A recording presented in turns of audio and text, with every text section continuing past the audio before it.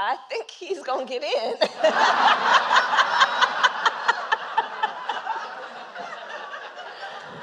Oh, you make us so proud. You make us so proud. You'll get in, and you're gonna be a wonderful bison, a wonderful bison. Well, thank you, Dwayne, for that introduction. And your life of service, you have already chosen to live a life of service and leadership. You know, I think that we all know, and part of our tradition and our responsibility is to remind our young people that you are born a leader. Yes. And it's just a matter of when you decide to turn that on. And you decided at an early age, and your country and we all benefit from that work. So thank you. So to everyone here, all of Dwayne's friends, our president, Joe Biden, members of our cabinet who are here, members of the Congressional Black Caucus, and to everyone here, and in particular our young leaders, thank you all for your leadership and for us all being together this afternoon.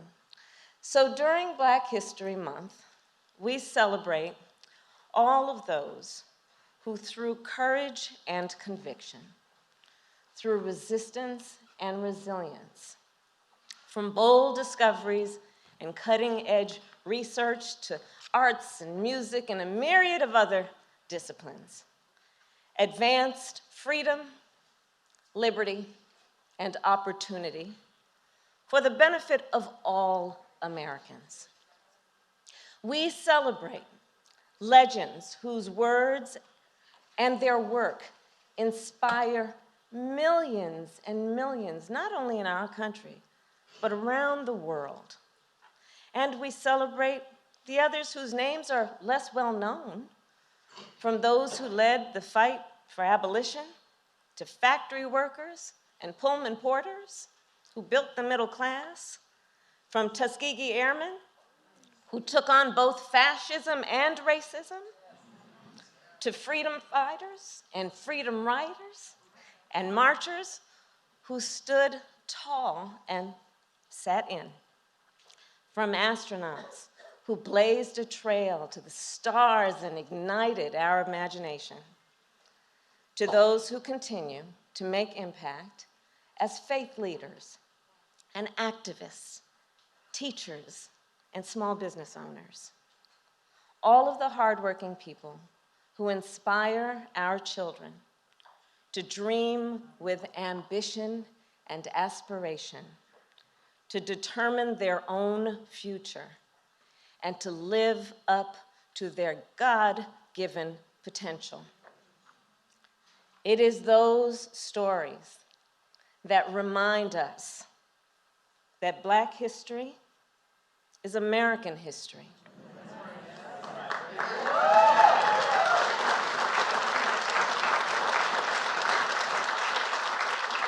Living history, breathing history, history that we create every day, and history that we then must teach and celebrate.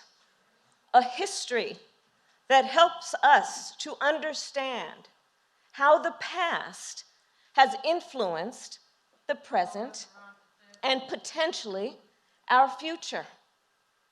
And let us all be clear, we will not, as a nation, build a better future for America by trying to erase America's past.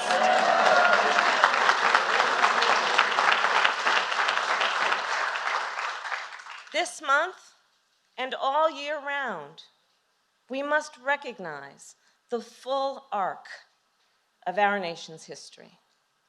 And as I've said many times before, I do believe history to be a relay race of sorts. We have each been passed the baton, and then we run our part the best way we can, and then we pass the baton to the next generation. So during Black History Month, we celebrate the heroes of the past, as well as those who currently carry the baton. The innovators and barrier breakers across our country and in this room, those who inspire our nation through their work and their example. And as we work then to carry that baton further, let us continue to make progress in the many ways that we do, understanding the interconnection between all of our work and our collective work in the fight for justice. When we replace, for example, every lead pipe in our nation and put more electric buses on the road, we not only fight the climate crisis, we invest in infrastructure and all of those babies who should not have to drink toxic water. We fight the crisis of maternal mortality and other health inequities, understanding it is about elevating our response to a public health crisis, and it is also about addressing systemic inequities that led to those outcomes in the first place. When we make sure all entrepreneurs can access the capital they need to start and grow a business, we know it is about creating economic growth and opportunity, and also dealing with a history where far too many were excluded from the opportunity to be on that path of gaining economic wealth. When we help Americans afford to buy a home, we build intergenerational wealth and address the legacies of disparities. In the relay race of history, the baton is in our hands, and we have a President of the United States who is so deeply committed, and I see this every day, who is so deeply committed to pass on a better and more just America. So please join me in welcoming the President of the United States, Joe Biden.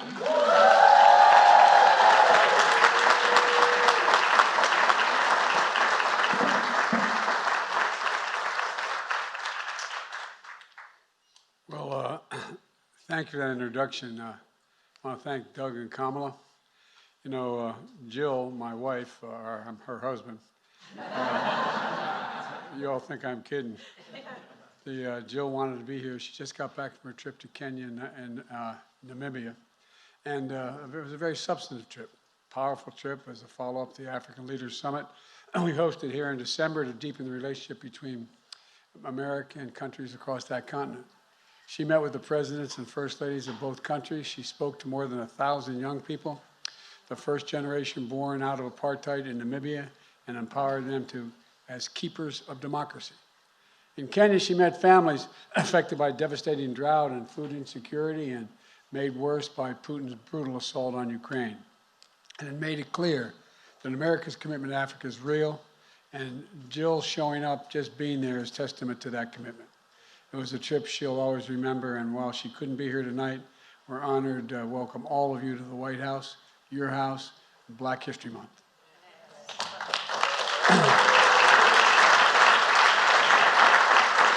A special thanks to members of the most diverse administration in history who are here. The most diverse administration in history, right, Jim? Jim Carver. I tell you what, man. By the way, I wouldn't be standing here without Jim.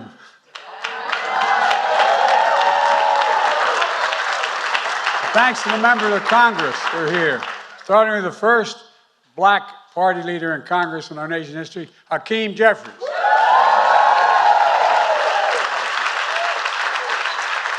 He's here in spite of the fact when he ran the first time I campaigned for him. What the? And the chair of the Congressional Black Caucus, Stephen Harsford. Stephen, where are you? I campaigned for him too. I don't know what this means. They don't talk to me anymore, though. I'm only kidding. And the civil rights and business leaders that are here today. And by the way, I've worked a long time with the presidents of my home state, HBCU, Delaware State. Yes, sir. Now, by the way, you said you played basketball? I want to introduce you to an All-American. Come here, pal.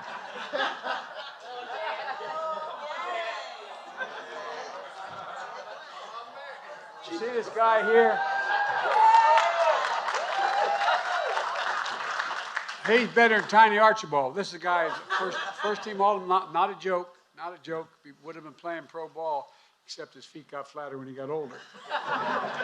His one daughter ran my office in Delaware for a long time, the reason I'm here. And his second daughter here happens to be the congressman from the state of Delaware. But this guy, not only can he play ball, the reason his daughters have this kind of, I don't know, spark to change the world is because he did that too. So anyway, I want to say thank you. Thank you, pal. Good to see you. You know, I know real power when I see it, the Divine Nine. We're honored to have presidents, all the presidents here tonight. And I want to thank them. And by the way, you know, I may be a white boy, but I'm not stupid. I know where the power is. I know where the power, you think I'm joking. I learned a long time ago about the Divine Nine. That's why I spent so much time at Delaware State campaigning and organizing my campaign in Delaware. But all the presidents are here. I know we are the first administration in history to not only have all the presidents here at one time, but we have a permanent office here for the Divine Nine. But I got worried. We got so many damn guys working with me from Morgan State, Morgan, man. I'm a little worried about it. Anyway, I'm not going to get in the middle of that. I shouldn't kid about it. I should know better. Look, folks, I also want to thank the marching band of Virginia State University.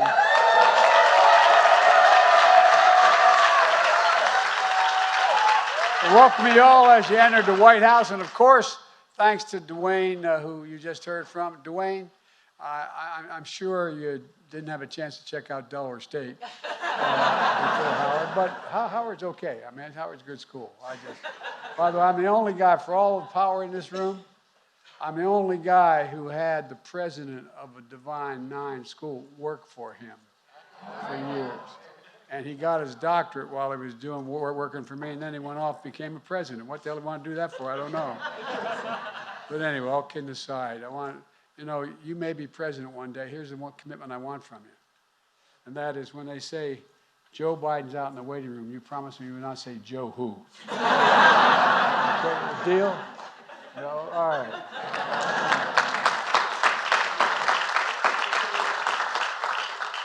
As Dwayne just referenced, we recently hosted a screening of the movie Till.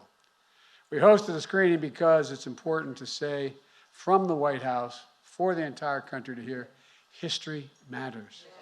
History matters, and Black history matters. Look, I can't just choose to learn what we want to know. We learn what we should know. We have to learn everything, the good, the bad, the truth, and who we are as a nation. That's what great nations do. And we're a great nation. And that's why the great historian, Carter G. Woodson, Dean of Howard University, more than 100 years ago, had a vision and a purpose. He thought there should be a Black History Month. First guy to do it, the best of my knowledge. And it's turned into Black History, I think he said Black History Week the first time. And it turned into Black History Month. And look, the legacy that's been continued by the Association for the Study of African American life and history. It's a legacy that continues today as we celebrate the vast contributions Black Americans have made to American history. We celebrate all of you and the progress we made together the past 2 years. Progress to lay the foundation for a stronger, more resilient, more equitable economy that grows from the bottom up and the middle out.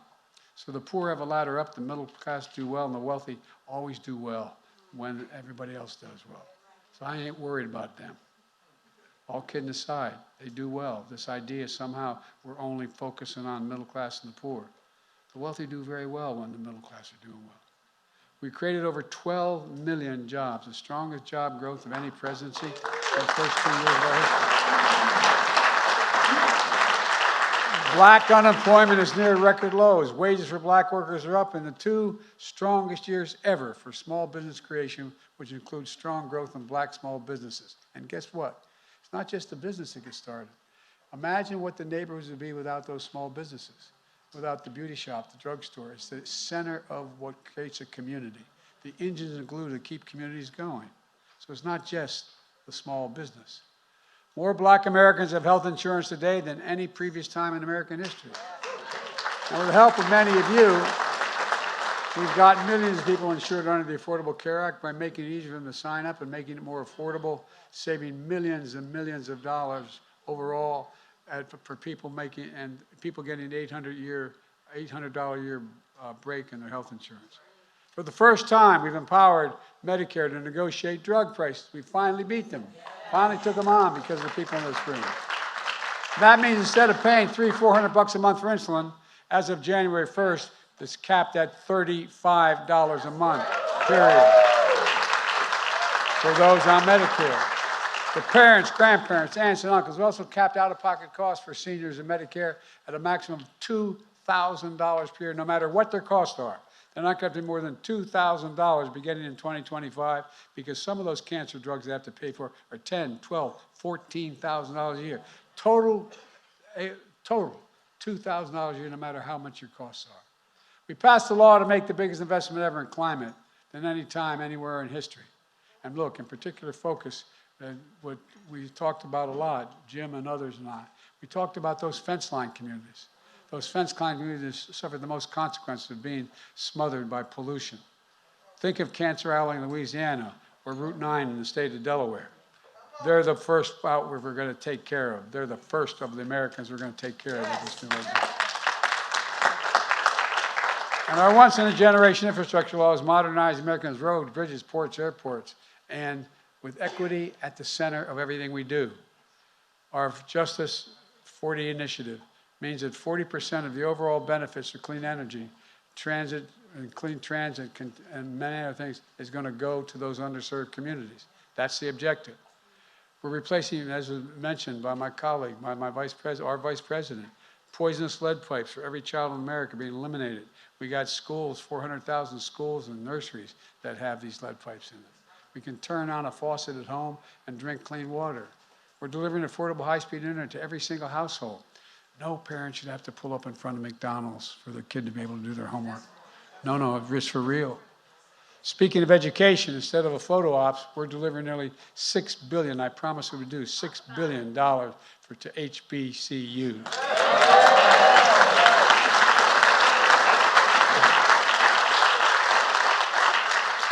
Without the kind of foundations that other schools have, we got to make sure they have the same laboratories, the same research capacity that everybody else, because their students can do anything anybody else can do.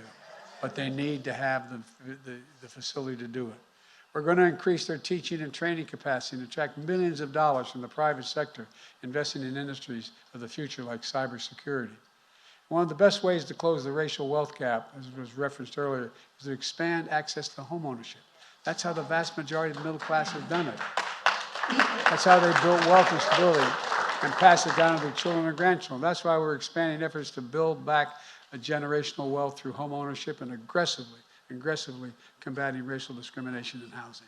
Folks, my administration oversees hundreds of billions of dollars in federal contracts for everything from refurbishing aircraft carrier decks to installing railings in federal buildings. So as President of the United States, I get to award those contracts. Most of you don't know, I didn't even know, I've been around a long time, but back in 1933, they passed an Buy American legislation. Doesn't violate any international rules. It says that the money the President of the United States is given by the Congress to award contracts, you should buy America first. It's been around a long time, but guess what? The vast majority of previous presidents, Democrat and Republican, didn't apply it. But if you want to build anything in America, it's got to be an American product and buy American. No, I'm not joking. That's why Black and brown-owned businesses and other underserved communities have been historically underrepresented in such federal contracting. I committed by 2025, we're going to increase that 15% of every single contract I award as President of the United States will go to Black and brown small businesses.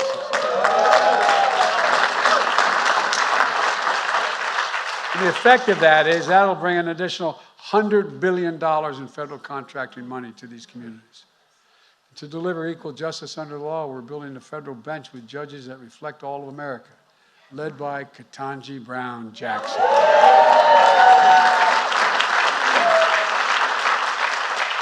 I promised you a number of things. Very specifically, I said the first nominee to the Supreme Court is going to be a black woman. And that I was going to pick a black woman to be Vice President of the United States of America. We've appointed more black women to the Federal Circuit courts than every other president in history combined. Every single solitary one. And by the way, Dick Durbin of Illinois deserves enormous credit for that getting done. Look, after Senate Republicans blocked the George Floyd Justice and Policing Act last year, with your help, and some of you in this room actually helped me write it, I signed a historic executive order requiring key elements of that bill in federal law enforcement. I banned chokeholds, greatly restricted no-knock warrants, created a national database for officers' misconduct, and to lighten use of force policies emphasizing de-escalation in the way in which police officers work. To take a fresh approach to recruit, hire, train law enforcement, all of which are tied to effective and accountable community policing and advance public trust and safety. And as I made clear in the State of the Union, with the presidents of Tyree Nichols as our guest, his mom and dad, we need a Congress to come together to pass police reform legislation.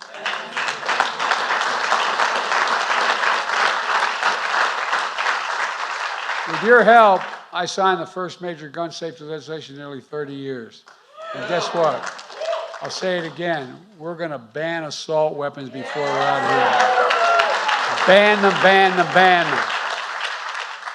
Another thing about equal justice, I'm keeping my promise. No one should be in prison for the mere possession of marijuana. Too many minorities are in prison for that. So what I've passed, we should pardon them, expunge their records as if it never happened so they have a chance again in society. And folks, I just signed legislation most people don't think is going to be very consequential, but it is to the people there. Legislation to cap the cost of phone calls in prisons, that prisons charge incarcerated people, just a step toward basic dignity. And folks, last year after the mass shooting in Buffalo, Jill and I spent time, I met with all those families. I also convened the first of its kind White House Summit Against Hate-Fueled Violence that many of you called for and supported. Together we're saying loud and clearly that in America, hate will not prevail. Hate will not prevail. Silence is complicity. Yes. Silence, and we're not going to remain silent. Denialism is worse, and it is unacceptable. With your help, I signed a law more than 100 years in the making to finally make lynching a federal hate crime, the Emmett Till law. Amazing, 100 years ago. I mean, it's astounding. You've joined me at the bill signing for other victories to protect the right of interracial and same-sex marriages, to make Juneteenth a federal holiday. You've been key partners on executive orders I've signed advancing racial equality and justice and support underserved communities. But we have to keep going. We're not finished yet. Many of you have been working on these issues for a long, long time. We've gotten a lot done together, but we have a lot more to do. And people know, we have to, first of all, let people know what we've done, even in your communities. They don't know all that we've done. We have to make it clear, and we're not stopping, because that gives them confidence that we're going to keep going. Remind them why it's important to get engaged, and their voices do matter. So we've got to talk about it, spread the word, defend our progress, finish the job. For example, my student debt relief plan, which will help tens of millions of folks and on Pell Grants hit hard by the pandemic. About 70% of black college students receive Pell Grants. For many black students, this savings will be so significant, including wiping out their entire student debt completely. But currently, the only thing blocking that plan is opponents of the plan suing us.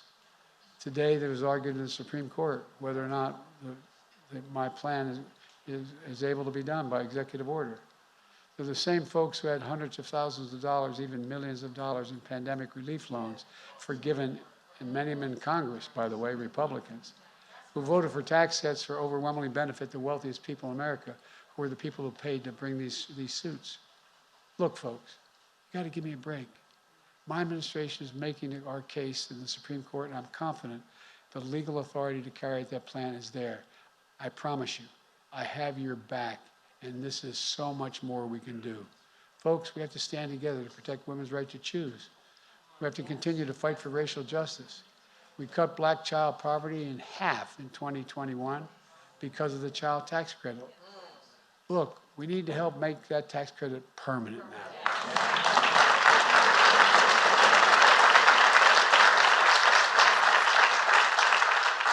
I signed the Bipartisan Electoral Count Reform Act to protect the will of the people and the peaceful transfer of power. We must get the Congress to vote on the John Lewis Voting Rights Advancement Act and the Freedom to Vote Act. I made clear that we cannot let the filibuster be an obstacle protecting that sacred right to vote. Look, let me close with this. I'm going quickly because you've been standing a long time, and I apologize. Last month, what would have been Dr. King's 94th birthday, I spoke in the pulpit at Ebenezer on a Sunday service. The next day, on Dr. King's holiday, I joined Reverend Sharpton and the National Action Network to talk policy. The day after, we stood here in the East Room with Steph Curry, an NBA champion who was a supporter of the champion Golden State Warriors, that continued a storied tradition of black athletes playing a role bigger than just the game they play, speaking out against racism, standing up for equality, encouraging people to vote, empowering children and their families to eat healthy, learn, and play in safe places, rallying the country against gun violence, in faith and action, policy and culture, and so much more. We see the vibrancy of black culture and history enriching all of American life, all of American life. History that can't be buried because it lives in the soul of this nation. It's who we are. It's who we are. It matters. As the gospel song sings, we've come too far from where we started. Nobody told me the road would be easy. I don't believe he brought me this far to leave me. Folks, I don't think the good Lord brought us any of this far to leave us behind. We just have to remember who we are. We're the United States of America, and there's nothing beyond our capacity. Nothing, nothing, nothing. So happy Black History Month. May God bless you all, and enjoy the reception which starts after the next performance that's about to be announced. Where's the...